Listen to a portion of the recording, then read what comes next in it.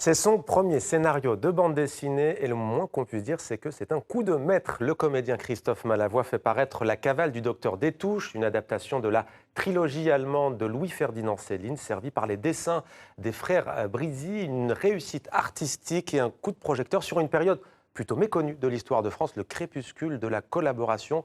Bonsoir Christophe Malavoie, bienvenue et merci d'être avec nous. Alors c'est une BD qui paraît aux éditions Futuropolis. C'est un projet qui est né d'une frustration, entre guillemets, Christophe Malavoie, frustration cinématographique. Racontez-nous l'histoire de cette bande dessinée. Alors l'histoire, je me suis passionné pour l'auteur Louis-Ferdinand Céline et on n'avait jamais rien fait au cinéma sur Céline, auteur qui fâche quand même. Mais alors je me suis dit, il y a quand même quelque chose à faire d'important et c'est pas normal qu'on puisse ne pas faire quelque chose sur cet auteur majeur du XXe siècle. Et donc j'ai imaginé un scénario assez important de 3 heures de film.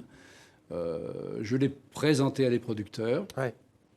Le projet avait du mal à passer et je me suis dit, on va faire une première marche, on va essayer de montrer quelles sont nos intentions avec les frères Brizzi, donc faire un film d'animation. Donc je me suis dirigé vers la bande dessinée, parce qu'en fin de compte, cette bande dessinée, c'est une forme de storyboard. On est très proche du cinéma. Les frères Brizzi viennent eux-mêmes du cinéma. Ils ont travaillé beaucoup pour Walt Disney et les studios DreamWorks. Et voilà, on s'est engagé dans ce travail qui a été très passionnant et je dois dire que le résultat est assez convaincant. Oui. Alors vous adaptez donc le récit que fait l'auteur, Céline, auteur, on le rappelle d'ailleurs, du Voyage au bout de la nuit de Morcredi. Le récit donc de ces années d'exil après la fin de la Seconde Guerre mondiale. Et c'est une période, je le disais, pas vraiment connue en France. Qu'est-ce qui vous a attiré au juste dans cette période ? Ce qui m'a attiré, disons que c'est ce voyage apocalyptique, c'est le délire en même temps célinien, c'est le style de Céline qui m'a attiré. Et donc j'ai trouvé que le style célinien était très proche finalement de la bande dessinée. Et la bande dessinée, dans l'intercase, on peut vraiment délirer. Il y a une liberté d'invention qui est vraiment totale. Et les frères Brizzi se sont vraiment engouffrés dans la brèche. Et on a vraiment des dessins qui sont très fouillés, très élaborés. Dans une bande dessinée. On voit à l'image d'ailleurs avec un noir et blanc qui rend voilà, les donc scènes on magnifiques. est dans un noir et blanc, des gris, des noirs profonds. On est dans cet univers du cinéma, du réalisme poétique de l'époque des années 40. On est dans une période très peu connue. Céline lui-même était chroniqueur. Il se définissait plus comme chroniqueur que comme écrivain.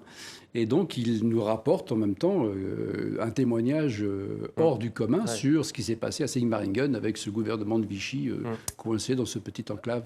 Alors justement, vous parlez de Vichy, Christophe Delabarre. On y croise des figures de la collaboration, le maréchal Pétain, l'acteur Robert Le Vigan aussi, dans une atmosphère très lourde, irréelle. Vous venez de le décrire avec ces dessins des frères Brizzi. Atmosphère lourde, irréelle d'une fin de monde. C'est un peu ça ? L'époque que vous voulez retranscrire. Oui, cette fin de la guerre, c'est la fin d'un monde, et heureusement, parce que le nazisme finalement a été vaincu, mais Céline aussi a un regard terrible. En même temps, il y a toujours c'est la tragédie, mais il y a toujours aussi l'univers de la comédie avec Céline. C'est quelqu'un aussi qui sait faire rire. Et donc, tous ces personnages, ces ministres qui pensaient d'ailleurs pouvoir revenir au gouvernement, sont comme des pantins et il les décrit, il les peint vraiment comme des marionnettes. Donc il y a tout un univers aussi très comique et très ludique. D'ailleurs, Céline lui-même apparaît dans votre bande dessinée comme un personnage souvent comique, ce qui n'est pas nécessairement dans l'image collective. Grand écrivain certes, accusé d'antisémitisme aussi, c'est pour ça qu'il est controversé. Pourquoi avoir fait ce pari, ce choix ? Parce que j'aime bien aller aussi un peu contre les idées reçues. Alors moi, j'ai lu beaucoup Céline. Vous lui avez même consacré un livre, d'ailleurs. Beaucoup de gens, je me suis aperçu que beaucoup de gens qui aussi avaient des idées très arrêtées sur Céline ne l'avaient pas forcément lu. Alors bien sûr, je ne suis pas là pour réhabiliter Céline et pardonner en même temps tout ce qu'il a pu écrire, tous les pamphlets qu'il écrit avant la guerre, avant l'extermination des camps en Allemagne. Donc moi, il y a aussi toute la poésie de Céline. Il ne faut pas oublier que Céline, c'est aussi l'auteur du Voyage au bout de la nuit, de Morcredi, de Ferry pour une autre fois, de plein d'autres livres. Et il y a cette proximité aussi. Il sait parler de la souffrance. C'est quelqu'un, d'abord, il se définissait comme ça, c'était le médecin des pauvres. Moi, je l'ai pris, le docteur des touches. C'est aussi le médecin Céline. Hein. C'est pas, Il soignait d'ailleurs les patients tout en écrivant. Il les soignait gratuitement. Il a soigné durant cette période tous ses compatriotes. Et c'était un médecin dispensaire qui a toujours été proche des malades. Alors, il a souffert toute sa vie, dites-vous. Vous lui avez consacré, je le disais, un livre sous forme de dialogue. Ça s'appelle « Céline, même pas mort ». Vous lui prêtez notamment cette phrase à la fin de la BD « Je n'aime pas la souffrance ni pour moi, ni pour les autres ». Oui, bien sûr. Je pense que c'est quelqu'un qui a souffert. Céline, c'est quelqu'un qui s'est engagé volontaire pour la guerre de 14. Donc c'est lui qui a trouvé les Allemands. Il les a eus en face de lui en 14, dans les Flandres. Donc ça, c'était vraiment l'encre dans lequel toute la littérature de Céline a été nourrie de cette guerre de 14. C'est vraiment la grande déflagration.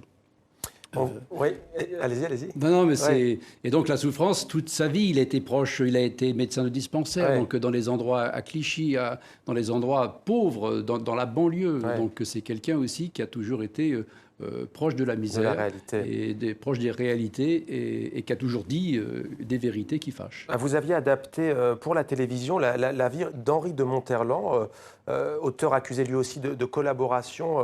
Qu'est-ce qui vous attire? Alors là, je ne parle pas de la période, je parle précisément de ses écrivains. C'est justement d'apporter cette nuance, peut-être, au fond, non pas pour les réhabiliter, vous le dites, mais pour nuancer. Moi, ce qui m'intéresse, c'est le style.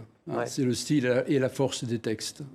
Il n'y a que ça, en tout cas, en tant que comédien, en tant que metteur en scène, ou en tant que scénariste de bande dessinée. Ce qui compte, c'est d'avoir aussi cette matière.